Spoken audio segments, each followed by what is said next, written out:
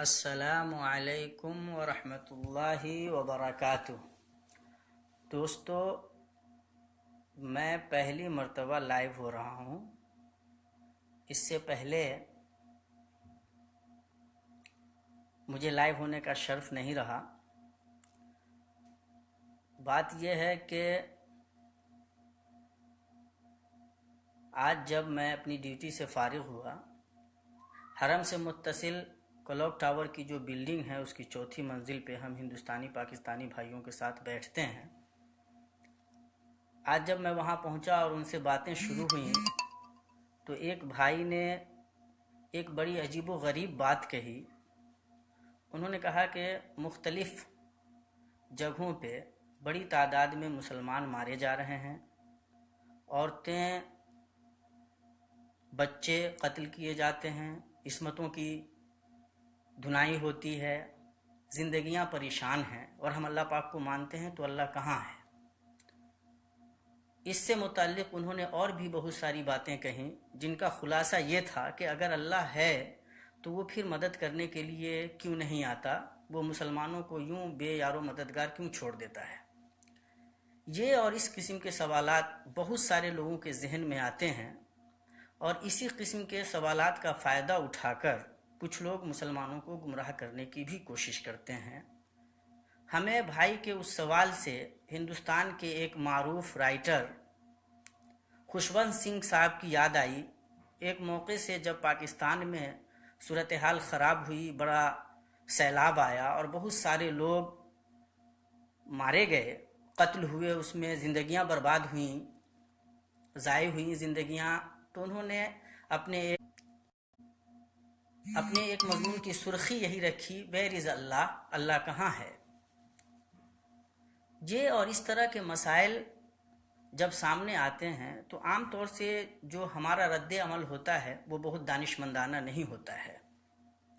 وہاں پہ بھی ہمارے چند دوسرے بھائی بیٹھے ہوئے تھے، وہ ناراض ہو گئے۔ ہم نے ان کو شانت کیا اور بتایا کہ مجھے بھائی صاحب سے بات کرنے دیجیے۔ ہم نے بھائی سے بات کی اور کہا کہ میرے بھائی، پہلے ہمیں یہ قبول کرنا پڑے گا کہ یہ دنیا اللہ پاک کی بنائی ہوئی ہے، یہ کائنات اللہ کی ہے، بیدہی ملکوت کل شیء، اللہ تبارک و تعالیٰ کے ہاتھ ہی میں ساری چیز کی بادشاہت ہے۔ یفعل ما یشاء، اللہ جو چاہتا ہے کرتا ہے۔ یفعل ما یرید، اللہ جو چاہتا ہے کرتا ہے۔ فعال لما یرید، اللہ جو چاہے کرنے والا ہے۔ لا یسأل عما یفعل، اللہ جو کرتا ہے اس بارے میں اس سے سوال نہیں ہوگا۔ کیوں؟ اس لیے کہ یہ کائنات بہرحال اس کی ہے اور آپ اس کے بندے ہیں، تو پہلے آپ کو یہ تسلیم کرنا پڑے گا۔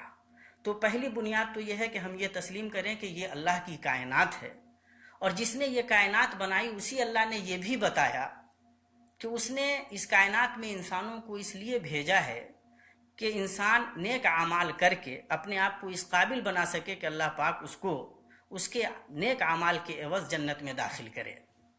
اس نے انسانوں کو بھیجا کہ وہ دنیا میں جائے، نیک اعمال کرے، اللہ کی عبادت کرے، اچھی زندگی جیے، اور پھر جب واپس آئے تو اسے جنت میں اللہ تبارک و تعالیٰ داخل کر سکے۔ اسی کے لیے اللہ پاک نے صرف اس کو عقل و شعور سے نہیں نوازا، بلکہ انبیاء کی بڑی تعداد کو دنیا میں بھیجا، جس سلسلے کی آخری کڑی ہمارے نبی جناب محمد صلی اللہ علیہ وسلم تھے۔ آپ صلی اللہ تعالیٰ علیہ وسلم نے زندگی جینے کے طریقے سکھائے جن پہ چل کر کے انسان کامیاب ہو سکتا ہے۔ کہتے ہیں کہ ہے، اور اس اللہ پاک نے اس کائنات کو بنانے کے ساتھ باضابطہ اس کا پلان کیا ہے، اس نے انسانوں کی تقدیریں لکھی ہیں، قیامت تک کیا ہونے والا ہے وہ اللہ کو معلوم ہے۔ تو آپ اس کو اس چیز سے جوڑ کر دیکھتے ہیں کہ یہ جبر ہے، اللہ پاک انسانوں پہ جبر کر رہا ہے، جانیں ضائع جا رہی ہیں اور اللہ پاک کو اس کا خیال نہیں ہے۔ اللہ اپنے بندوں پہ رحم کیوں نہیں کرتا ہے جبکہ وہ غفور الرحیم ہے؟ تو میں آپ کو بتاؤں کہ یہ کائنات اس کی ہے، وہ زیادہ بہتر جانتا ہے کہ کون سی چیز کس کے لیے بہتر ہے اور کس کے لیے بہتر نہیں ہے، کون سا حادثہ کس کے لیے اچھا ہے اور کس کے لیے اچھا نہیں ہے۔ اللہ فرماتا ہے عسیٰ ان تکرہوا شیئا وہو خیر لکم، عین ممکن ہے کہ تم کسی چیز کو ناپسند کرو اور وہ تمہارے لیے پسندیدہ، تمہارے لیے بہتر ہو۔ وعسیٰ ان تکرہوا شیئا وہو خیر لکم، اور کسی چیز کو تم ناپسند کرو اور وہ تمہارے لیے بہتر ہو۔ اللہ آگے فرماتا ہے اسی آیت میں واللہ یعلم وانتم لا تعلمون، اللہ جانتا ہے اور تم نہیں جانتے ہو۔ یہ کائنات اللہ کی بنائی ہوئی ہے، اللہ کو پتہ ہے کہ کس کے لیے کون سی چیز بہتر ہے اور کون سی چیز بہتر نہیں ہے۔ ہم اپنی ناقص عقل سے جب یہ فیصلہ کرتے ہیں تو دراصل ہم اپنی کم عقلی کا مظاہرہ کرتے ہیں۔ ہم نے ایک مثال دی جو مولانا مودودی رحمۃ اللہ علیہ نے اپنی کتاب میں دی ہے کہ مان لیجئے کہ ایک گارڈنر ہے، ایک آدمی ہے جو باغوں کی باغبانی پہ رکھا گیا ہوا ہے، باغبان ہے کسی باغ کا، وہ اپنے حساب سے باغ کو تراشتا ہے، خراشتا ہے، باغ کو سجاتا ہے، پھولوں کو کاٹتا ہے، کسی پھول کو باقی رکھتا ہے، کسی پھول کو آدھا کاٹتا ہے، کسی پھول کو سرے سے کاٹ دیتا ہے، کہیں کہیں پہ آڑے چلاتا ہے، کہیں پہ باقی رکھتا ہے۔ ایک عام آدمی جب دیکھے گا تو کہے گا کہ یہ کتنا بیوقوف آدمی ہے جو پھولوں کو کاٹ رہا ہے۔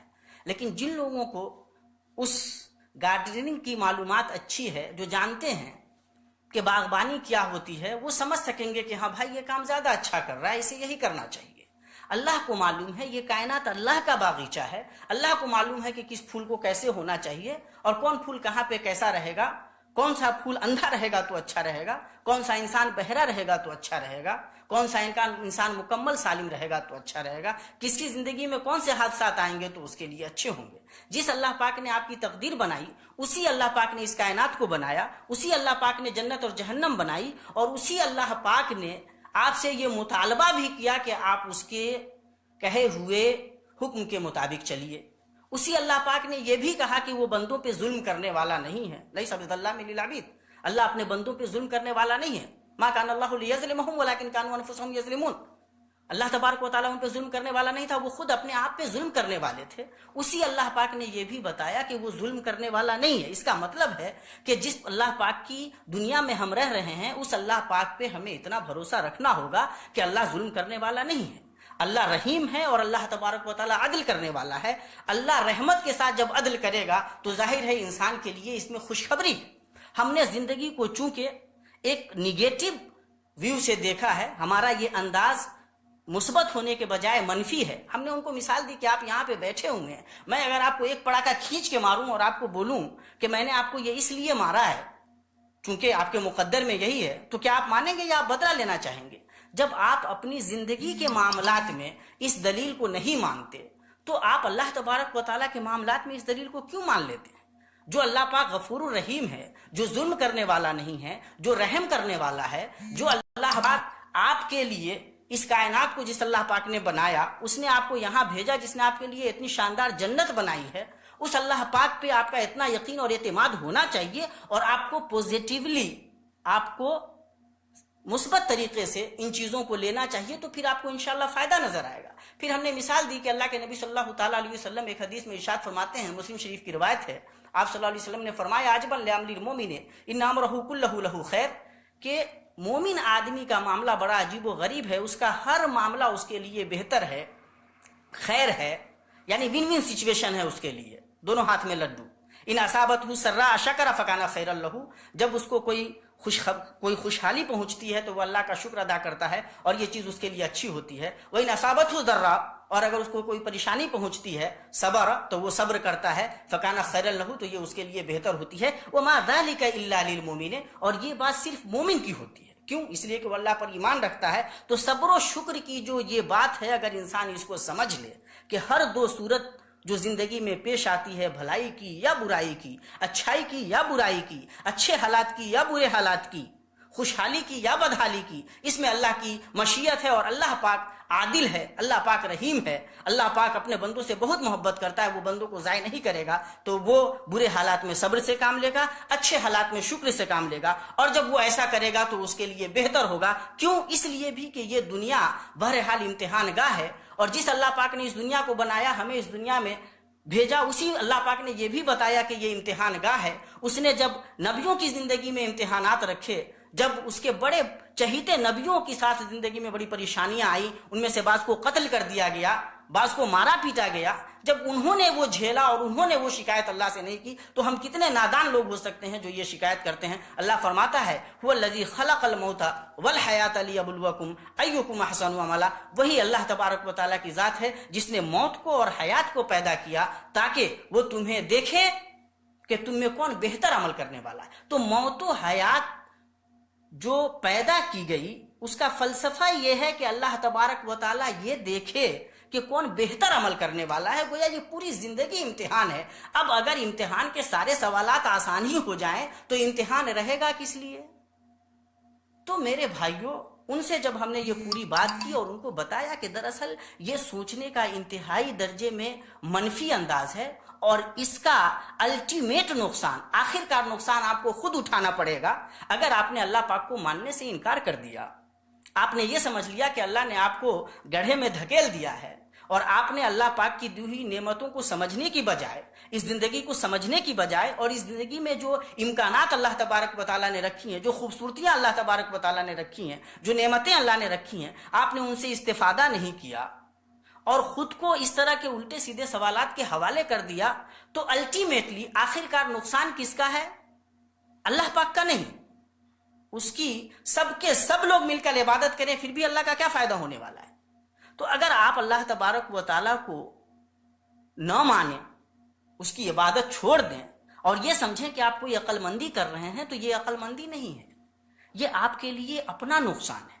ہم نے انہیں بتایا کہ ہم عام زندگی میں اپنا یہ نقصان برداشت نہیں کرتے، ہم اس طرح کی لچر دلیل نہیں مانتے، تو اللہ تبارک و تعالیٰ کے معاملے میں ہم اس بات کو کیسے مان لیتے ہیں؟